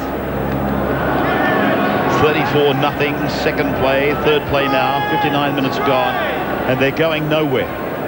The Australians have probably lifted a gear in defence. They haven't had, I suppose, a lot of it to do. Swade. Fifth tackle, and they are 22 metres away from where they started. This will need to be a good kick. Paul sending it down. It was a good kick. 25 away from the Aussie line. With Lockett.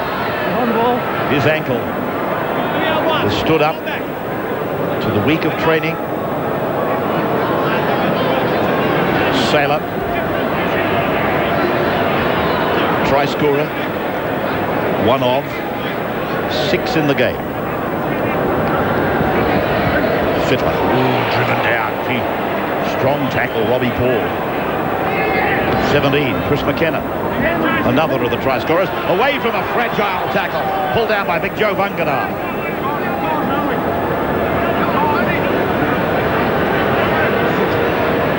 And Chris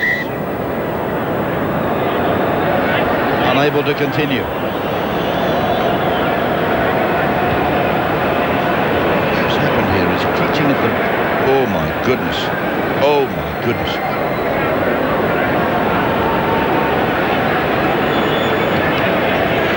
Straight away there's plenty of concern. The left ankle you saw got caught in under the tackler.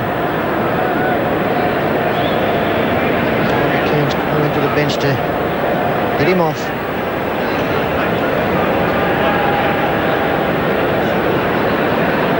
What a mixed bag he's had. Chris McKenna debuted for Australia. Scored a try. And that doesn't look very nice to me, although the fact that they're bringing him off like that might not be the worst news. 34-0 at the 61st minute. So the Sharks utility player, Chris McKenna, from the park. As the Australians take it just inside the 40-metre line. Kiwis end of the ground. Fittler a dummy half for a moment before Kamali has put in a skyscraper of a kick. Up they go, down they come. The Kiwis are with it. Lowry back for Blackmore. Just looking at the scoreboard, 34-0 reminds me that these two sides, you'd have to think, were the favourites for the World Cup in November. Have a look at the gap between them. An inspection on the leg of McKenna. Yeah, Ray, in all fairness to the New Zealand side, it has been a less than ideal preparation for them. You know, they would have loved to have had their English connection out here and a longer period of time with the players. And obviously come November, they'll be able to put in a lot more preparation, so I think that they'll be a far better side than what we've seen here tonight. So the last tackle. Jones, a little kick looking for the Paul brothers. They were there together. Unfortunately, there was a green and gold jumper there before them, belonging to Brad Fittler. Wendell Saylor. He will feature in the match next Friday night that we will televise from ANZ. Brisbane v Parramatta. One of Brisbane's bogey sides. Chalice very close to the sideline. I thought they might have gone on with it there, the Kiwis, and given a penalty. Kamali, Kearns, Hetherington, Kamali kicking back into the in goal. Beautiful weight on it. Barnett. That's nice work. Vainikolo back into the field of play. Adventurous.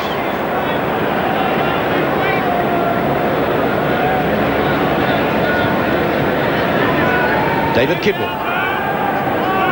And the weight on that kick was lovely. He got it off the outside edge of the boot. A little bit of Ricky Stewart about it. Penalty has gone to the black and whites. Offside against Jason Stevens. As Jones finds the line on the western side.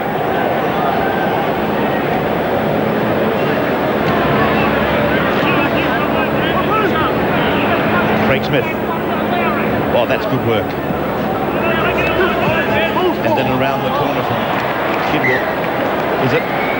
Yeah, David Kidwell's pass going over the sideline. They're trying to generate something, even though the hopes are forlorn. Well, it's David Kidwell. He's trying something around the corner pass, hoping that Vainikolo would be there, but the big fella had started to drift back inside. A lot of handling errors in the game tonight, but it's been pretty open, exciting rugby league, especially from the Aussies.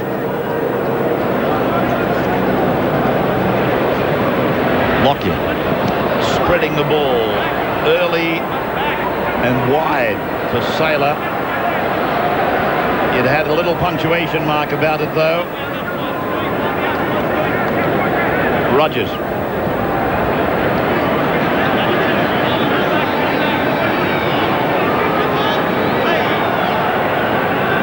He's come away clutching at his thigh. Girdler losing it. And Nigel Vunganar will play it 30-metre line, hit his own end of the park for Pulatua to make the 40-metre line. Been very good, Pulatua. Came into the game fairly late off the interchange bench, and he's been a real handful for the Australian defence every time he's touched the football. Probably Paul takes it inside the Australian half. Still looking for their first point. Stacey Jones will pass to David Kidwell, but he's met immediately by Matt Rogers and Sean Timmins. Tallis coming in as the third tackler, cleaning everybody up. What's the story on Chris McKenna, Andrew? Well, the word from the Australian Dr. Roy Saunders is that Chris McKenna, first and foremost, he won't be back tonight. He's confident there's no fracture. At the best, it's only strained ligament, but at the worst, it could be torn ligament damage. But as I say, he will not be back tonight, Chris McKenna. The Paul brothers now, with Henry playing at 40 metres out on tackle 5. Jones goes back to the touchline before putting a kick in. And Lockyer was right underneath it, so it certainly wasn't a kick that bothered anybody. Lockyer through and away, back outside the 40-metre line, own into the ground.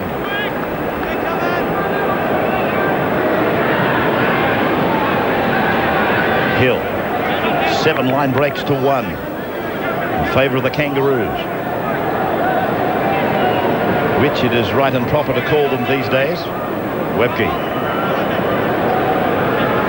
Once upon a time, unless you're a member of the team that represented Australia in Great Britain and France, you weren't allowed to be called a kangaroo. These boys these days carry that name, and rightly so. Timmins. 4th tackle gone. 5th gone. Kamali. Fittler. Face ball. Girdler puts a kick in for Saylor. Saylor's in behind them. Saylor's got his hands on it. Oh! Did a touch anyway. Yeah, a pretty ordinary collision over there. Both boys are down. Barnett and Saylor. Richie's copped the worst of it. Good little chip from Ryan Girdler. Saylor comes through. His foot was in touch when he kicked it. That's why the touchy's got his flag up. Oh, Wooska. Gee, it's a nasty head collision, isn't it? Both players travelling at speed. And, sickening blow. Dear. Barnett has taken this right on the cheekbone. There's nothing wrong with Wendell. Richie has copped it. Blood pouring out of him. Andrew. It's a little sadistic to mention it, but believe it or not, Ray, it's Richie Barnett's birthday today too. Leading the Kiwis, they trail 34-0, and he's got one heck of a headache right now. Looks like one broken nose, I would say, as well. I've got to applaud the Australian selectors as well. I think every player out there, well, I know that every player out there has justified their selection. The players like Jason Smith and Jason Hetherington shown faith in. They've had a season punctuated with some injuries. They've both been wonderful tonight. Sean Timmins has been excellent in the centres, preparing to be with Girdler. And I think that a tremendous performance also from Scott Hill, a young man who has not even played State of Origin football yet. He will this year, no doubt about that.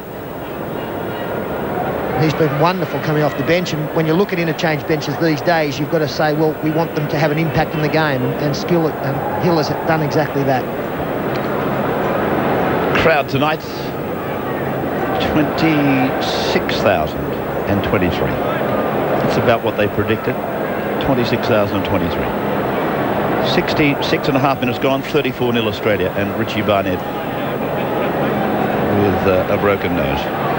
Yes, you mentioned State of Origin, Peter, and of course that is exclusive. It's live and exclusive to the 9 network, the wide world of sports. Stadium Australia will host Game 1 on May 10. And that's where you get your tickets. Ticketek 9266 4800. 9266 4800. Game 1 of the State of Origin, live and exclusive on 9, but you should be here with the other 109,000 people. Sunday's footy show, hosted by the Fat Man, as the Medicab comes out for Richie. 11 o'clock on Sunday. Guests include Jeff Tuvey, Craig Smith with headache, Jason Hetherington, legend of league Royce Simmons. Talking of Jason Hetherington, I was going to make the point, Peter, you were talking about congratulating the selectors, and you touched on a few of the players. Great to see a regular number 9 dummy half in the job, and I do think Hetherington has provided Kamali with quick ball, which has helped Kamali's game. It's helped everybody. I'm a great rep for the number 9 that plays there every weekend, getting the job in the rep sides, and Jason finished up with it eventually, thank God. Yeah, I understand where you're coming from, but, you know, Andrew Johns would have come in and he'd have done a great job there as well, but it's been a hot field, hasn't it, the hookers? You have a look at Jason getting the nod tonight, but Jeff Tuvey would have been in contention. Darren Sanders had a great year for the Tigers. There's a heap Craig more. Gower, of course, and probably have missed a couple. Danny Medeiros has been good. Exactly. Luke Prudis wouldn't be out of place, neither would Dean Treaster, but Jason got the job. He was the incumbent, and I maintain that having a person that knows dummy half work has helped, particularly the number 7, Kamali, to have the game that he's had. Well, gee, Richie is really losing some blood out there, isn't he? This looks like a shocking break. It's been bleeding for 5 minutes. So the Kiwis with Jones starting something down the eastern touchline. They've gathered him in though, and that'll be a penalty and probably the bin. Penalty to New Zealand. Yeah, not worrying about the bin. A great bust made, but good cover defence, wasn't it, from Brad Fittler, and then Gordon Tallis out of the scrum.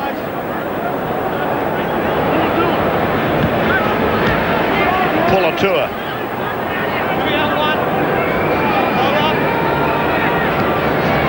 Craig Smith. And the dust settles on this test match. I wouldn't be surprised if there's a story of great bravado surrounding him. Tyron Smith almost through. I fancy he's played this game with concussion and injury. Craig Smith I'm talking about. Now, Lavia's pass. Bainacolo, but it's gone forward. Bill Harrigan's called it back.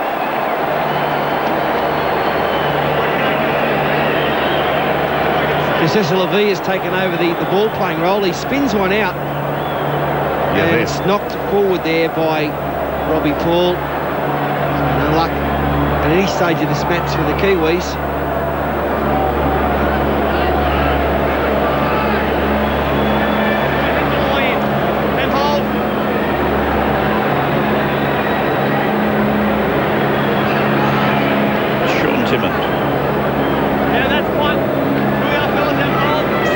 31 to 15. The missed tackle. You know who's made who failed to make 31 of them.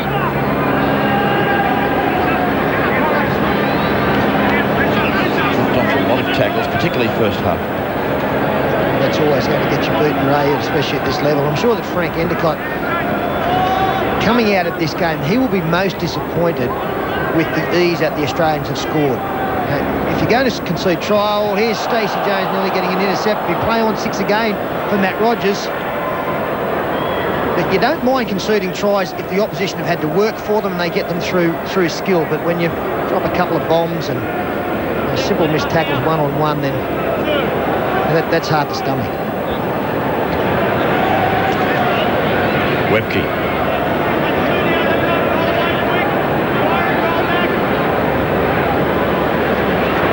Chris Anderson is running with 4 forwards onto the bench.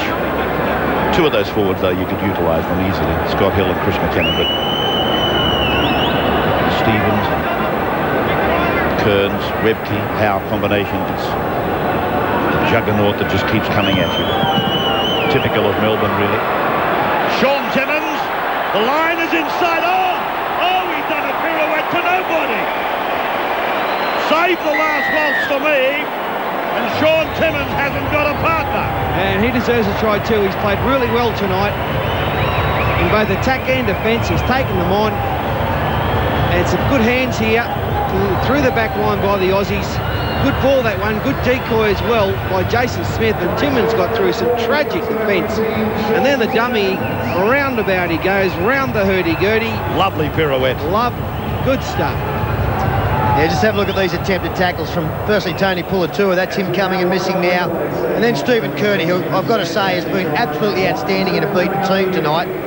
And then the little dipsy that throws the dummy, Robbie Paul. Well, he had 3 or 4 players coming at him. You can forgive him for that, I suppose, but he still would like to see him tackle somebody. And Sean Timmins swivels around to score, but all the lead-up was done. The Australians keeping the ball alive and eventually Timmins finding his way through. Lovely touch of ballerina there from Sean Timmins. Rogers converts. Where are we now? 40 points to 0, 71 minutes gone. Bossy from the blimp. Well, not quite from the blimp, but looking at the blimp shot, Sean Timmins is one player who tonight has really taken a giant stride towards booking a place in that World Cup squad at the end of the year. He's only playing his 3rd test tonight. The centre positions were one spot that was totally in the balance as of, well, 2 or 3 weeks ago. But Sean Timmins came with a rush and he's lived up to expectations tonight. Shallow kick-off from the Kiwis. Matt Rogers with 16 points now. He's 2 points away from equaling the record by an Australian against the Kiwis.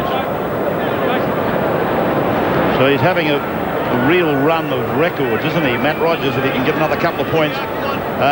John McDonald, that's Crackers McDonald. I think he was the first Origin coach, wasn't he? He was back in 1980, yeah. Mick Cronin and Rod Wishart, all with 18 points. And here's a chance he might get to level it very soon, as the Aussies are on the attack. And 44-0 was the biggest winning margin, or 44 points is the biggest winning margin by an Australian team over New Zealand.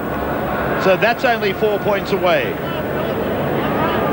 Scott Hill, 22 metres away. Lockyer down the blind. Tallis coming back in, flopping it down. Kearns pushing it away. Hetherington on. Intercepted by Stephen Kearney. Kearney to the halfway. Kearney to the 40-metre line. Jones supports. What a game he's had, as Peter said, in a beaten team. Stephen Kearney. Kidwell, 22 out. Robbie Paul back to the blind side for Kidwell. Timmins shuts him down on right side defence. 8-3 the line breaks in favour of Australia now. Put one down for Kearney. Smith, they're close to the line. Look at that. Swain's pass long for Jones, shorter for Levere. 10-metre line. Still a chance. This is the last. Jones back. Tyron Smith getting underneath it, and he may have got it, has he not? No, it's with the Aussies. Well, a late rush here by the Kiwis. Kearney, of course. Craig Smith has also, he's tried his guts out tonight. And a little kick here, back towards the goal post. And taken by Jason Smith. We come back. Direct with Rogers. 40 metres out. Lockyer for Sailor. 4 points away from equalling the record. Tell us. Put down eventually by Blackmore. Now, Kamali, Fittler, he'll do it! He's there! 44-0. Kick to come for Rogers to equal and for Australia to break the record. And quite fitting that the Australian captain, Brad Fittler, gets the try and extends that to the 44 points that we've been talking about. Matt Rogers from the restart, they defused the bomb, picked up plenty of metres, and then again a simple task for the Australian attacking play, getting on the outside of a defender. He frees it there, you can see the man on the inside, just too slow to come across. Fittler slides in between some defenders as play continues. David Kidwell couldn't put it with Fittler, and he carried the tackle of Robbie Paul over in the corner. 44-0. Brad Fittler scores his second try of the night. In 1991, Australia beat New Zealand 44-0 at the Sydney Football Stadium. Now Matt Rogers to equal the record for most points scored by an Australian against the Kiwis.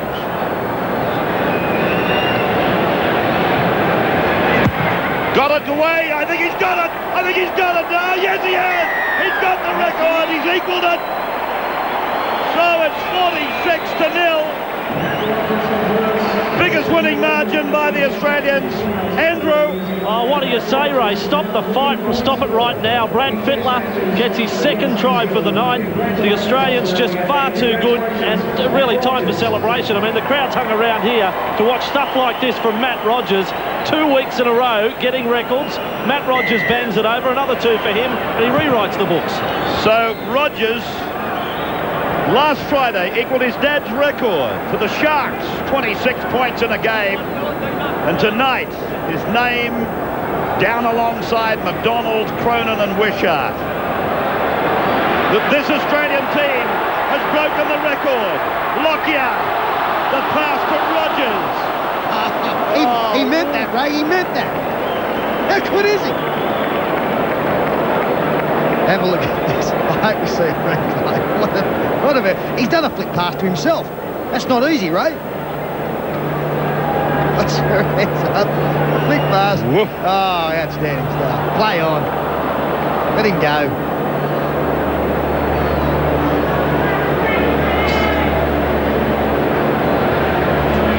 The things that he can do. A little show of congratulations from Leslie Nicola. Nice touch. Smith. To another Smith. McDonald's, of course, our Friday night's man of the match donor. We thank them again, making $1,000 available for the man of the match in the Anzac Test. Jones, Vangana, inside ball, up the middle. Inside, 3 minutes to go. Lowry, away. Jones, across. Kearney, a fend, and then he loses the ball. He's appealing to Bill Harrigan, and Harrigan said, no, play on. Jason Smith. Ooh, gee. Lowry got him. Jason wasn't looking, and he really picked him off.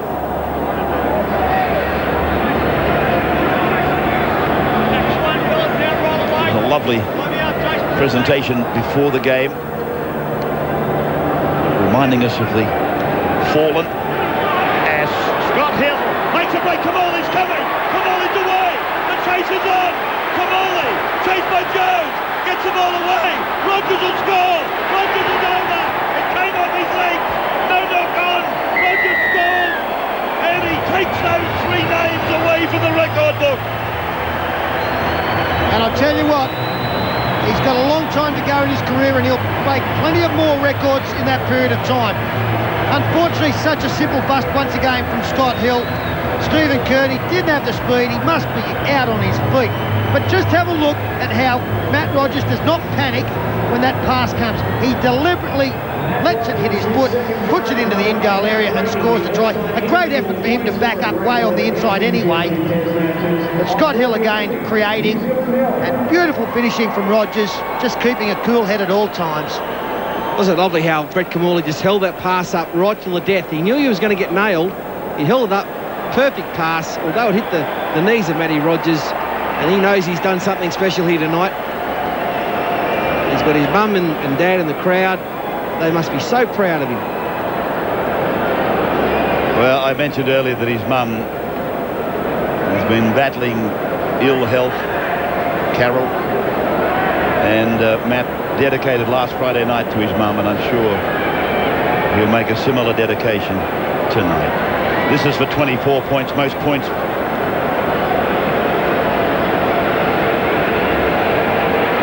In a test match went to Des White, the New Zealander. He got 22 in 1952. So this is for 24. So Matt Rogers is about to break another record from right in front. He converts his own try. There goes Des White. There goes Crackers McDonald, Michael Cronin, Rod Wisher. They're all gone. Falling to Matthew Rogers. Andrew. What a night, and aren't we seeing some emerging superstars? Certainly Scott Hill, Brett Kamali arise on the international stage, and I reckon Matt Rogers is already there. He was a hero in the Tri-Nations final last year, got a whole swag full of points, and tonight, well, he's taken home luggage like you wouldn't believe. Another 2 to Matt Rogers. It is well and truly over. Full-time 52-0. 52-0, and Matt Rogers scores 50 points in a week of rugby league. 26 and 24. Australia defeating New Zealand 52 points to 0. Tremendous Australian effort.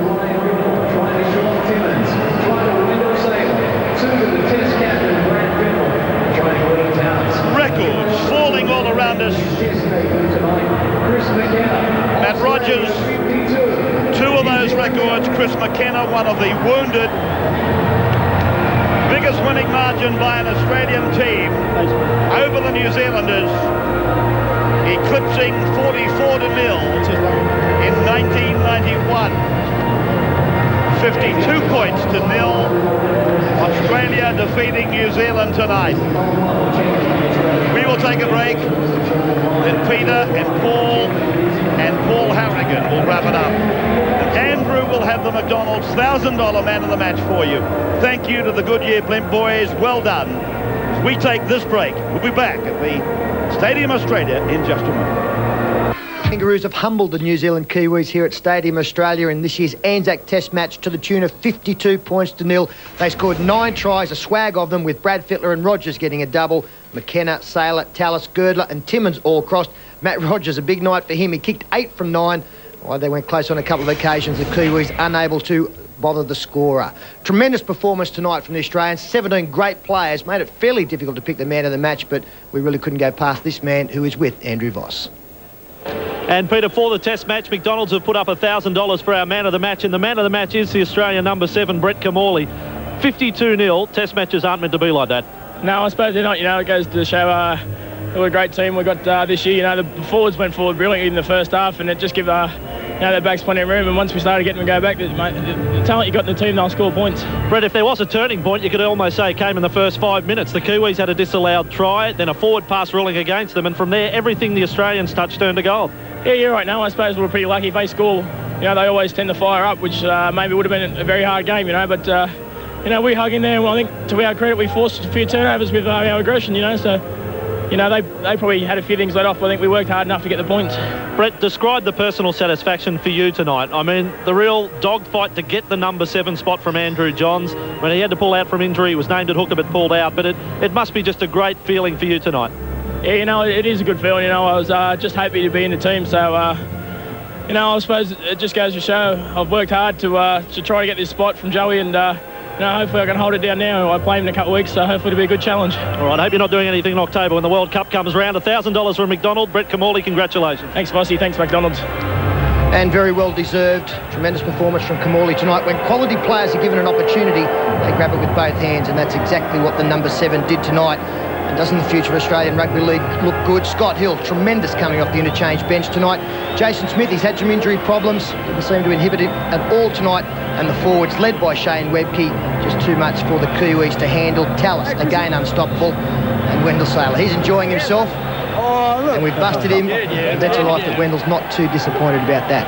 And Paul, on the subject of disappointment, I'm bitterly disappointed we didn't see a better contest, but I suppose in saying that, it probably taken away from the quality of this Australian performance. Yeah, Pete, the Kiwis were tragic tonight, no doubt about it. The Aussies, they haven't played better in a test for a long, long time. From number 1, Darren Lockyer, through to number 17, Chris McKenna, it was a great team effort. And let's not forget the job that Chris Anderson, their coach, has done in just 5 days, putting that team together to play the football they did tonight. But in particular, Brett Kellaway, what a match he had.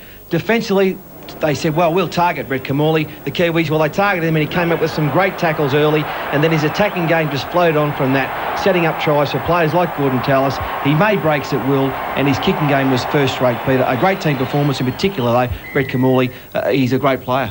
Yeah, the Kiwis, they had their moments tonight, Chief, but what do we make of their performance overall? I think pretty well, as I said, at half-time. Their preparation was pretty poor, and you could tell straight away. You know, just organisation with the ball. The defence was pretty terrible. But they did have a lot of players who were unable for selection due to injury. They had a lot of injuries during the game, so they can take that into consideration for the World Cup. But all in all, a couple of good performances. I thought Steve Kearney played well. He's got a lot of heart. I played against him in test matches, and he never turns it up. Thought Craig Smith played okay too, but all in all, pretty disappointing. And only moments ago, the Australian skipper Brad Fittler was presented with the Bill Kelly Memorial Trophy from Major General Peter Cosgrove.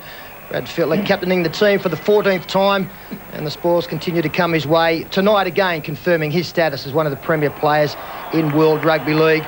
Tremendous performance, appreciated by a crowd of just over 26,000, and it's an obviously delighted 17-man squad.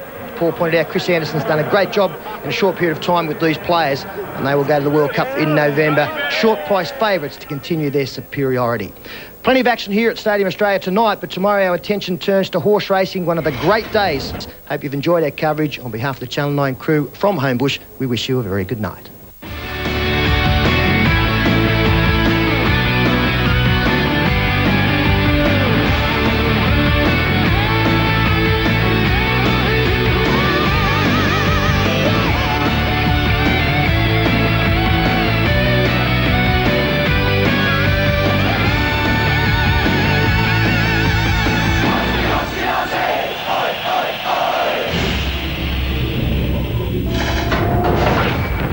This has been another presentation.